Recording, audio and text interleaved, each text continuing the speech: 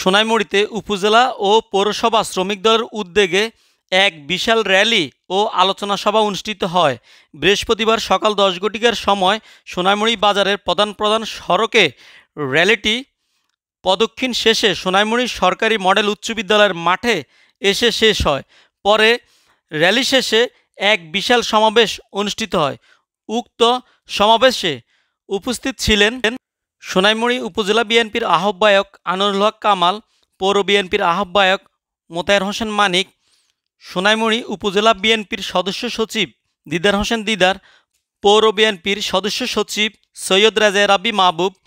উক্ত সমাবেশে সভাপতিত্ব করেন নোয়াখালী জেলা শ্রমিক দলের সদস্য ও উপজেলা শ্রমিক দলের আহ্বায়ক পদপ্রার্থী জুবায়ের হোসেন লিটন ও সঞ্চালনা করেন সদস্য সচিব পদপ্রার্থী সোনাইমুড়ি উপজেলা শ্রমিক দল মোহাম্মদ সবুজ ভূঁইয়া।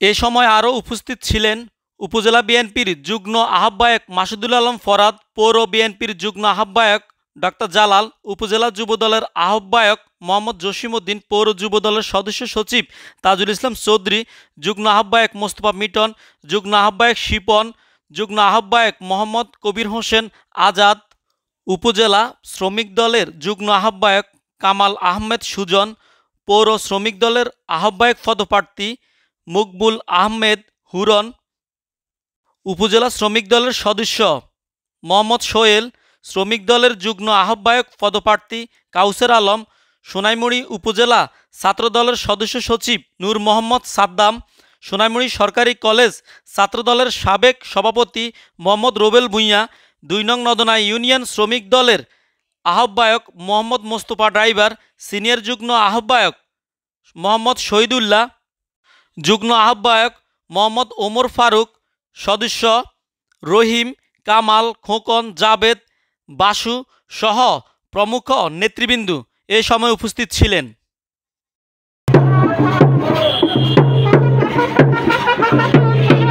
সামনে আমাদের সোনাইমুড়ি পৌরসভা শ্রমিক দলের আহ্বায়ক এবং আপনাদের ভাই, আমাদের নেতা, আমাদের জুবায়ের হোসেন লিটন সামনে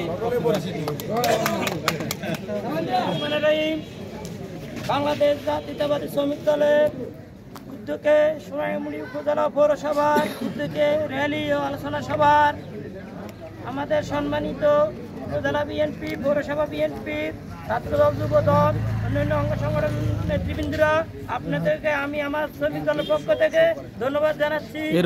পয়লা উপলক্ষে আমরা আজকে এখানে বলতে চাই, জাতীয়তাবাদী শ্রমিক দল আমাদের জিয়াউর রহমান 1979 সালে 3 মে প্রতিষ্ঠিত করেছে। আমরা অনেকজনের জানি না, উনি আমাদের শ্রমিকের জন্য রাষ্ট্র পরিচালনার সময় অনেক শ্রম কষ্ট করেছেন। উনি আমাদের শ্রমের মূল্য দেওয়ার জন্য অনেক চেষ্টা করেছেন। আমরা সেই শহীদ জিয়াউর রহমানের নীতিকে অনুসরণ করে আমরা ওনার দলকে আগামীতে শক্তিশালীর জন্য আমরা যা করার দরকার আপনারা সবাই মিলে করতে হবে।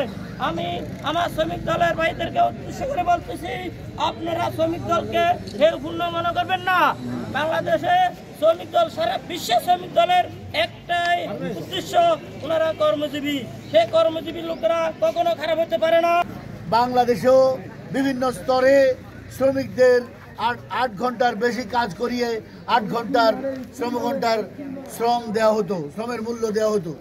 শহীদ রাষ্ট্রপতি জিয়াউর রহমান ওই মে দিবসের কর্মসূচিকে পালন করতে গিয়ে বাংলাদেশে কঠিনভাবে এই শ্রমিক দিবস পালন করে শ্রমিকদের ন্যায্য হিস্সা ৮ ঘন্টা দৈনিক মজুরি নিশ্চিত করেছিলেন।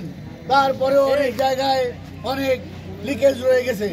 আমরা আশা করি আগামী দিনে আমাদের সরকার, জনগণের সরকার, জাতীয়তাবাদী দলের সরকার, বিএনপির সরকার, শহীদ রাষ্ট্রপতি জিয়ার সরকার, 3 বারের প্রধানমন্ত্রী বেগম খালেদা জিয়ার সরকার, তারুণ্যের অহংকার, এ বাংলাদেশের গণমানুষের প্রাণ, এ বাংলাদেশের মানুষের প্রাণের স্পন্দন, স্বেচ্ছায় সঙ্গত কারণে লন্ডনে নির্বাসিত জননেতা জনাব তারেক রহমান ফিরে এসে এদেশের সরকারের দায়িত্ব গ্রহণ করে শ্রমিকদের মর্যাদা নিশ্চিত করবে ইনশাআল্লাহ। শ্রমিকদের আজকে কর্মসংস্থান, শ্রমিকদের আজকে ন্যায্য অধিকার, যে শ্রমিকরা 24 ঘন্টা কাজ করত, নির্যাতিত ছিল, নিপীড়িত ছিল, অনেক কষ্ট ছিল শ্রমিকদের, তাদের কোনো রকম সুযোগ সুবিধা ছিল না। জসিমউদ্দিন রাজ, রাজ টিভি 24, সোনাইমুড়ি, নোয়াখালী।